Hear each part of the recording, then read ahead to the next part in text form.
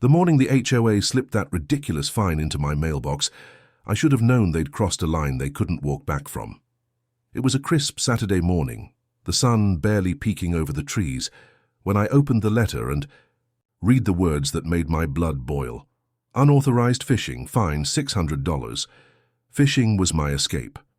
My father had taught me to cast a line when I was barely old enough to hold the rod. He always said, "A lake doesn't belong to anyone, it belongs to the water, the sky, and the people who respect it." For me, fishing wasn't just a hobby, it was a connection to him. And now some paper-pushing HOA board members thought they could steal that from me with the stroke of a pen. I lived in a small lakeside community where the HOA ruled like kings of a tiny kingdom. They set the color of your fence, dictated how many flowers you could plant, and even fined a neighbor, once for leaving Christmas lights up 2 days past January. Still, most of us kept our heads down, paid the fees, and avoided conflict. But me, I wasn't about to pay $600 for sitting quietly with a fishing pole in my own backyard. I stormed into the HOA office, letter in hand. Karen, the board president, with her stiff blonde bob and an attitude sharp enough to cut glass, sat behind the desk. She barely glanced up. "Can I help you?"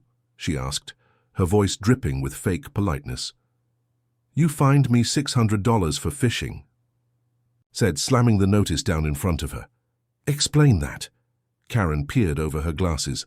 "The lake is HOA property. Fishing without a permit is against community rules." "Permit?" I snapped. "I've lived here 10 years. I've fished that lake since before you ever moved in. My property backs up onto it." She gave a tight smile. "The rules apply to everyone." That was it. No sympathy, no discussion, just another excuse to squeeze money out of the residents. I walked out of that office, my fists clenched. And as I looked back at the lake glistening under the sun, an idea sparked in my mind. If they thought they owned the lake, they were dead wrong. I started digging. At first I thought maybe the HOA had purchased the lake years ago, but after some research at the county records office, I discovered something shocking. The lake wasn't actually owned by the HOA, it was owned by an elderly couple who had moved out of state years earlier.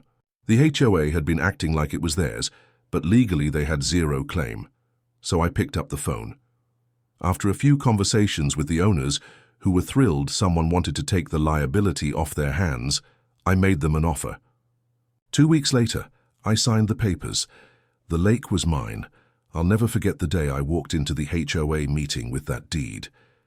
Karen was in the middle of lecturing another poor resident about their mailbox color when I interrupted. "Excuse me," I said, holding up a folder. "I have an announcement." Karen glared at me. "You'll wait your turn." "No," I said firmly. "You're going to want to hear this." I laid the deed on the table in front of her. "I just purchased the lake. It no longer belongs to the HOA. Effective immediately, it's private property, my property." The room went silent. You could hear the air conditioning hum. Karen's face went pale, then flushed crimson. "You what?" "You heard me," I said.